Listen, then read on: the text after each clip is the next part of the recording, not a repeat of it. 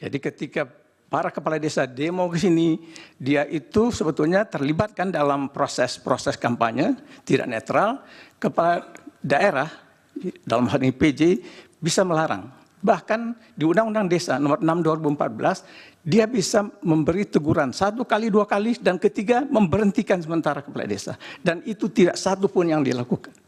Dan gubernur yang melakukan itu, melarang kepala desanya berangkat ke Jakarta di demo itu, atau ikut gerakan-gerakan pertemuan itu, hanya Sultan Hamengkubuwono sebagai gubernur DIY, hanya beliau.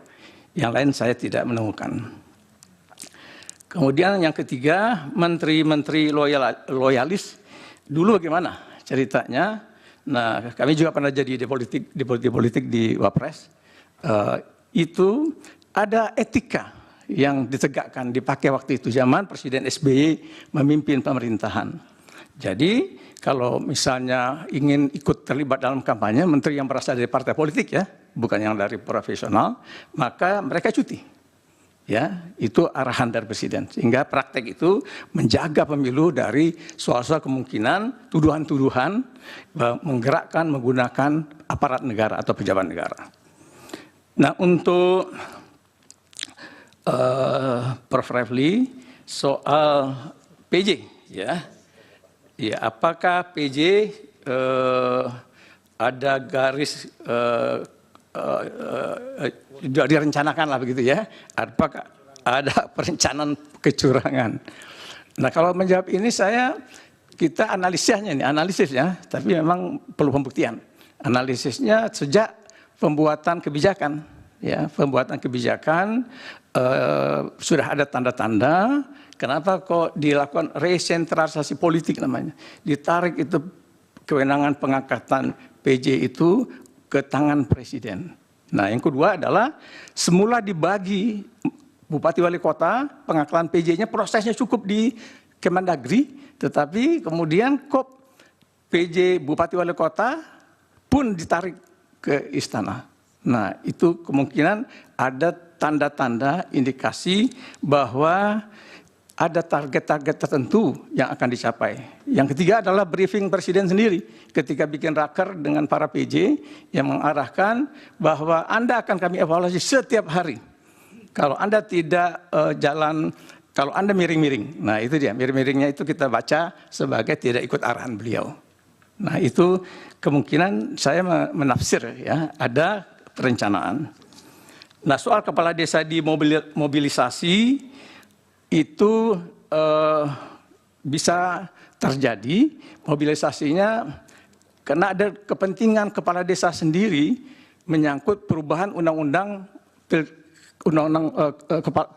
desa, ya, undang-undang desa nomor 6 2014. Jadi mereka ingin transaksi, kalau bisa dibantu perpanjang masa jabatan dan nambah bantuan dana desa menjadi sekian M dari 1 M, nah itu mereka akan ikutlah memberikan perhatian untuk mendukung kemenangan-kemenangan pihak-pihak yang berkepentingan. Nah, jadi ada kemungkinan begitu, seperti terbukti dari pertemuan-pertemuan yang digalang, antara lain menghadirkan paslon 02 ya, saudara calon wapresnya Pak Gibran waktu itu. Berikutnya untuk Prof. Yusril, yang pertama tadi masa perpanjangan kepala daerah, apakah hanya presiden saja yang ditimpakan persoalannya? Kenapa juga tidak DPR juga ikut gitu ya, melakukan rencana perubahan? Nah, hemat kami, DPR memang tentu juga punya kewenangan membentuk undang-undang. Tetapi dalam hal pemilu, ya dalam hal pilpres, pemilu khususnya, yang paling mengetahui perkembangan-perkembangan keadaan itu adalah pemerintah, ya, data, kemudian ada berbagai macam fenomena di lapangan, pemerintah lebih tahu daripada kawan-kawan di DPR. Nah, sebagai presiden, satu lagi ada alasan saya, presiden sebagai policy maker in chief, dia bertanggung jawab, karena kebijakan pemilu yang difasilitasi dengan cara buruk, dialah yang akan ditanya lebih dahulu oleh rakyat, bukan DPR. Nah, dengan demikian dia harus lebih dahulu melakukan prakarsa itu. Mungkin dulu sudah pernah ada orang yang mengusulkan Perpu saja. Ya biar simpel. Terus DPR terlibat nanti. Tapi tidak juga diambil oleh beliau. Yang kedua, soal bagaimana kemungkinan kalau andai kata diadopsi kebijakan itu betul jadi, ya perpanjang masa jabatan. Nasib Gubernur Anies yang akan maju Pilpres, nasib Gubernur Ganjar yang akan maju Pilpres, ini soal sederhana saja. Sangat simpel sekali jawabnya. Karena begitu masa Pilpres datang, mereka mengundurkan diri dari jabatan, Pak. Dan wakilnya naik memimpin, melanjutkan. Kontinuitas pembangunan masih tetap ada. Pemerintahan tetap jalan. Bukan PJ, ASN yang setia dan loyal kepada Presiden.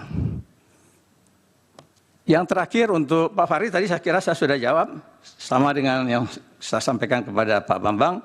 Dan riset, kami punya riset Pak Ketua, nanti kalau diizinkan, saya akan melalui pengacara akan sampaikan hasil riset. Baik. Terima kasih. Ya, tapi satu lagi nih dari Prof. Endi, mau yang mulia, mau ada yang ditanyakan. Baik, terima kasih Prof. Jo, Ya, Pak. ahli. Seingat saya mungkin pada saat desain penyusunan Undang-Undang Pemilu Kada itu Pak Jo kelihatannya ikut aktif di situ. Nah, pada saat itu apa kemudian yang menjadi legal reasoning-nya atau raison d'être-nya? Kemudian muncul ketentuan peralihan yang menentukan tentang pengangkatan pejabat di situ. Iya. Itu apa yang menjadi dasarnya? Kalau sekarang kemudian dimunculkan sebagai sebuah permasalahan yang data empirik yang tadi dimunculkan itu, silakan dijawab. Yang mulia Hakim ini kami kemukakan bahwa ketika Undang-Undang Pilkada nomor 10 tahun 2016 ini diproses, dibuat, kami sudah tidak di Dagri lagi. Saya pensiun terakhir Desember 2014. Jadi per 1 Januari 2015 saya kembali ke kampus mengajar. Jadi ketika ini diproses kami tidak terlibat.